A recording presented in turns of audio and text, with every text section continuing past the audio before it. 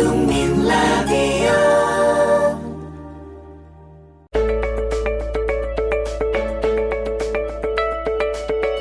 강기석의 생각 하나.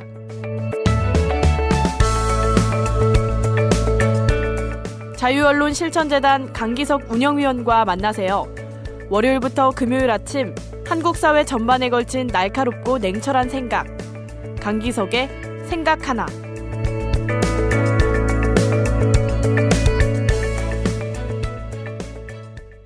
지금 국회에서 야당에게 주어진 두 개의 큰 숙제가 있습니다. 하나는 노동법, 다른 하나는 테러 방지법입니다. 노동법에 대해서는 노동계가 일치 단결해 저항하고 있어서 어느 정도 그 해악이 알려져 있지만 테러 방지법에 대해서는 그다지 절박하지 않은 느낌입니다. 약 20년 전인 96년 12월 17일에도 지금과 비슷한 상황이 있었습니다.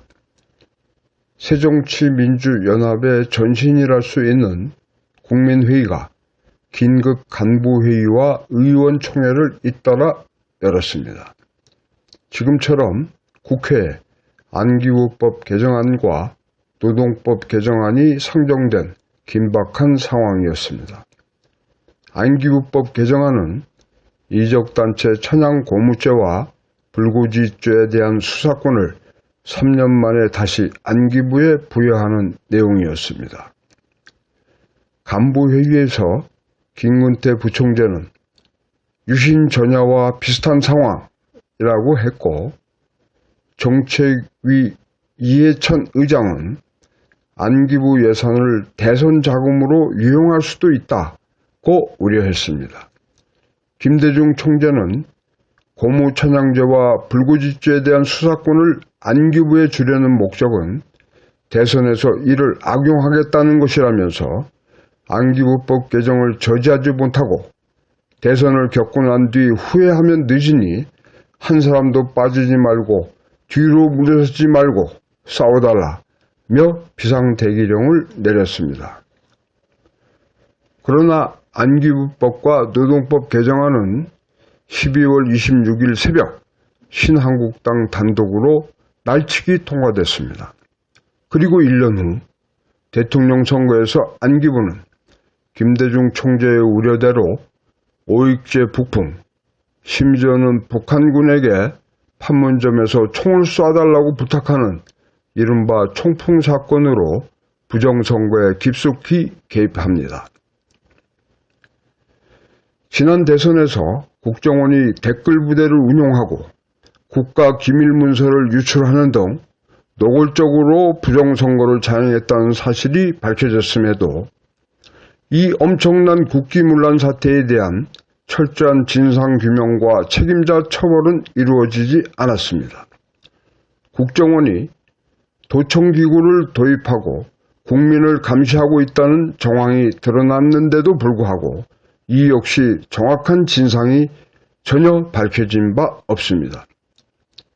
무소불위의 이 막강한 비밀정보기관에 대한 통제 시스템이 전혀 작동하고 있지 않기 때문입니다. 그런데도 새정치민주연합 이종걸 원내대표가 국정원 권력 강화로 이어질 것이 분명한 테러 방지법 제정에 협조할 수 있다는 뜻을 비쳤다고 합니다.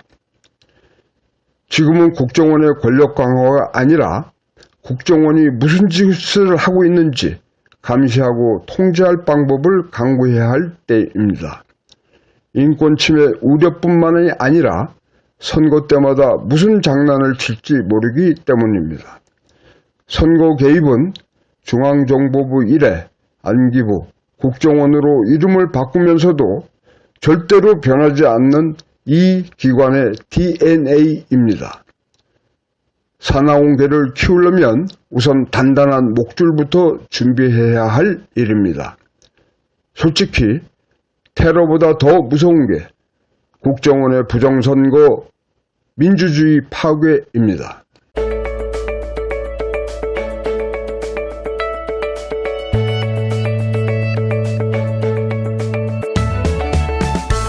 지금까지 자유언론 실천재단 운영위원 강기석의 생각 하나였습니다.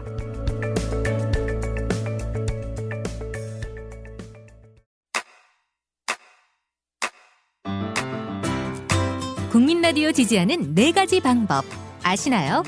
다운로드하기, 별점 주기, 댓글 달기, 구독하기. 국민 라디오를 보다 많은 이들에게 전할 수 있는 가장 손쉬운 방법. 다운로드하기, 별점 주기, 댓글 달기, 구독하기. 잊지 마세요. 다운로드하기, 별점 주기, 댓글 달기, 구독하기.